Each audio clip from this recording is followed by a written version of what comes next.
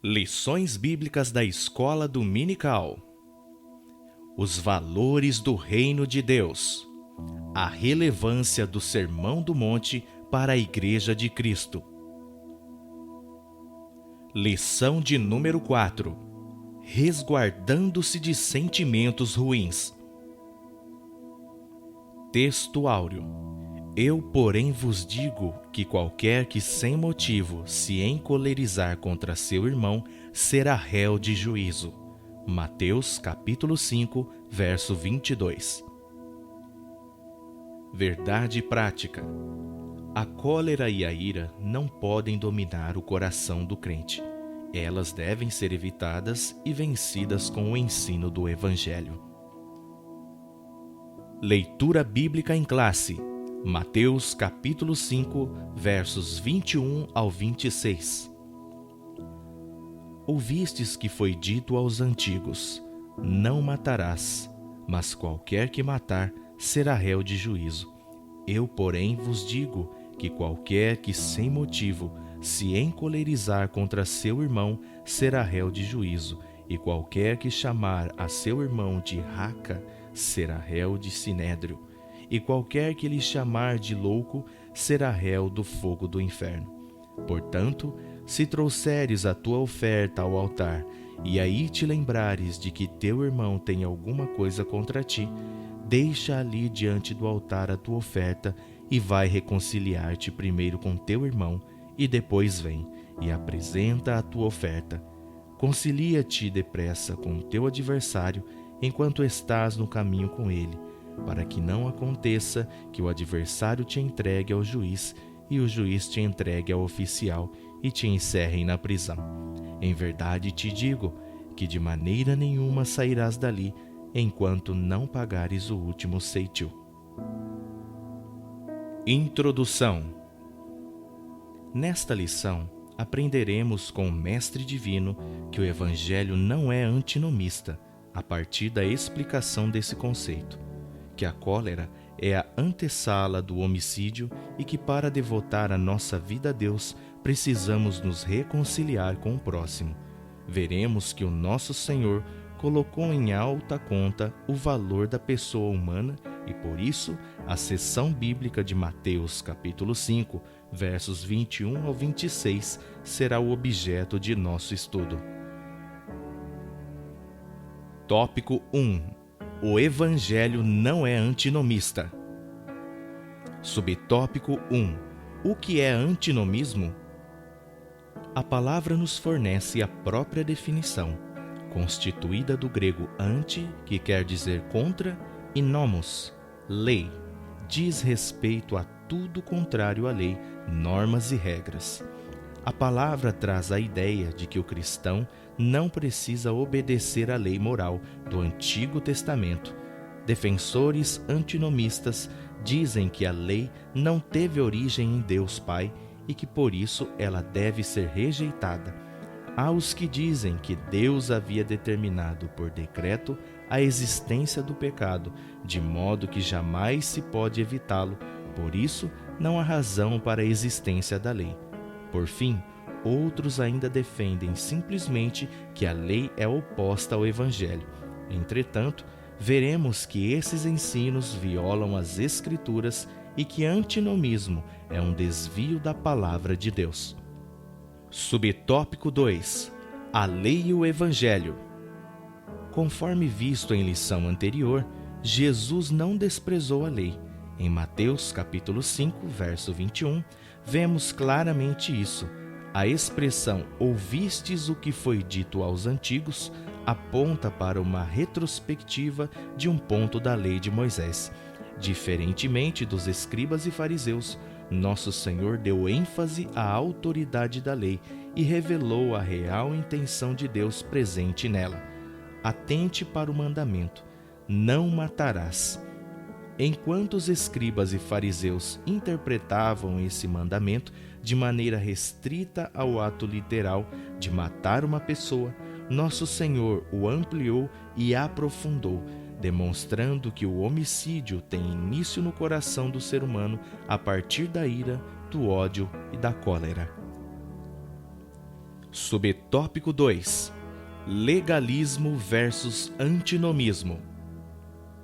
O legalismo é uma atitude que se concentra na observância e prática rigorosa das leis como elemento determinante para uma comunidade alcançar o favor de Deus.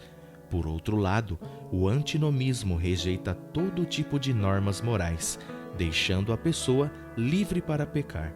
Assim, o legalismo foi refutado duramente pelo apóstolo Paulo, e o antinomismo fere de morte a vocação dos cristãos para a santidade.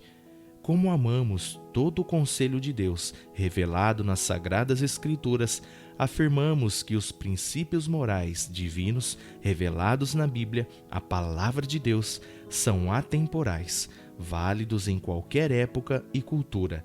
E por isso, o cristão fiel à Bíblia tem cuidado tanto com o legalismo quanto com o antinomismo. Tópico 2: A cólera é o primeiro ato para o homicídio. Subtópico 1: Jesus e o sexto mandamento. Jesus não anulou o sexto mandamento do Decálogo.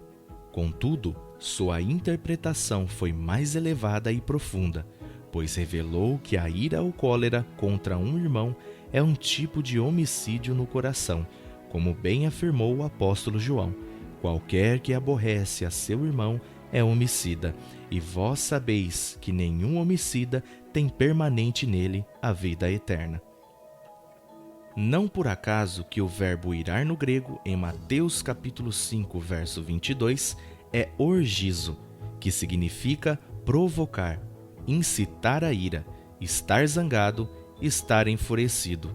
A fúria e ira de Caim o levaram a cometer o primeiro homicídio contra o próprio irmão. Portanto, o sexto mandamento não envolve apenas uma sanção penal, mas elementos mais profundos como palavras, emoções, insultos e outras ações que se antecipam ao homicídio. Subtópico 2: A cólera no contexto bíblico. Tanto o salmista quanto o apóstolo Paulo escreveram que um servo de Deus pode irar-se, mas não deve pecar. A ira é uma emoção humana, por isso, na Bíblia vemos pessoas justas se irando contra o pecado, contra os atos desumanos, contra o desrespeito à palavra de Deus. Nosso Senhor manifestou ira contra os que faziam do templo um covil de ladrões. Entretanto, a ira não pode nos controlar e devemos examinar se ela provém de um espírito reto, de um coração puro, ou se é uma obra da carne, do tipo pecaminoso, orgulhosa, odiosa e vingativa. O imperativo bíblico é que a ira não pode nos dominar. Subtópico 3: O valor da pessoa humana. Em Mateus capítulo 5, versos 21 e 22, Jesus enfatizou o valor da pessoa humana. Por isso, chamar alguém de raca, que significa inútil, cabeça oca e vazia, é uma ofensa grave igualada à blasfêmia. Ou chamar o outro de louco, do grego moros, que significa ímpio, incrédulo, é uma conduta moralmente desprezível. Observe que, para quem manifestasse esses tipos de comportamento, o fim era se tornar réu do sinédrio e receber a condenação para o fogo do inferno, do grego geena, respectivamente. Nesse sentido, nosso Senhor mostra que não só peca quem comete um homicídio, mas igualmente os que nutrem a cólera, o ódio e o rancor no coração. A vida humana tem um valor sagrado. Por isso, o patrão deve tratar bem o seu empregado e este, consequentemente, deve respeitar o patrão. O irmão não pode fazer acepção de pessoas para com outro irmão, quer por causa da cor, da pele, quer por diferenças econômicas, pois, como o apóstolo Pedro disse, reconheço por verdade que Deus não faz acepção de pessoas. Tópico 3: A oferta do altar e a desavença. Subtópico 1: A oferta do altar.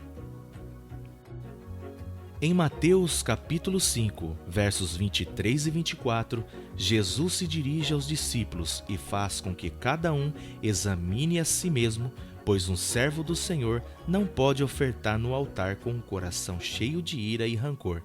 Afinal, dizer amar a Deus, mas odiar o irmão, é cair na mentira. Para o judeu, ofertar era um ato sagrado e tal atitude fazia-o reconhecer a bondade de Deus para com ele. Nesse sentido, o Senhor Jesus valorizava esse ato. Entretanto, não adiantava reconhecer a bondade de Deus, mas não se reconciliar com o irmão.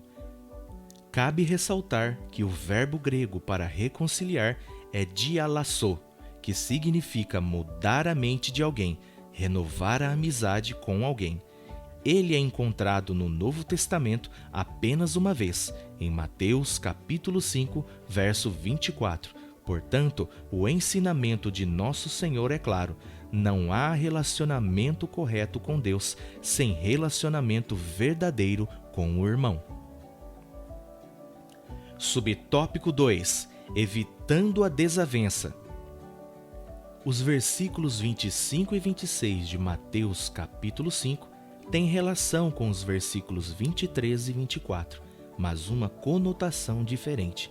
Os versículos 23 e 24 dizem respeito à adoração. Os versículos 25 e 26 dizem respeito ao processo legal. Ambos, porém, procuram advertir os discípulos quanto ao problema da desavença entre irmãos. Nos versículos 25 e 26, Nosso Senhor enfatiza que é preciso buscar uma solução para a desavença entre irmãos fora do tribunal. Naquela época, quando a pessoa era sentenciada, pagaria até o último quadrantes, de origem latina, que significa quadrante, aproximadamente a quarta parte de um asse, a menor moeda de cobre romana, valendo cerca de 1/4 de um centavo. Nosso Senhor, portanto, nos convida a sanar as desavenças entre nós e assim preservarmos o bom testemunho. Atentemos para a reflexiva indagação do apóstolo Paulo. Ousa algum de vós, tendo algum negócio contra outro, ir a juízo perante os injustos e não perante os santos? Não há entre vós sábios, nem mesmo um que possa julgar entre seus irmãos? Conclusão. Como servos de Cristo que vivemos as verdades do Evangelho, não deixemos que pensamentos, palavras e ações firam o nosso próximo, nem deixemos que as desavenças tornem-se disputas entre nós. Em caso de desavenças e desentendimento, à luz das Escrituras, deve-se reconciliar-se imediatamente, seguir em paz com todos, pois é isso que o nosso Deus desejou quando escreveu: não matarás.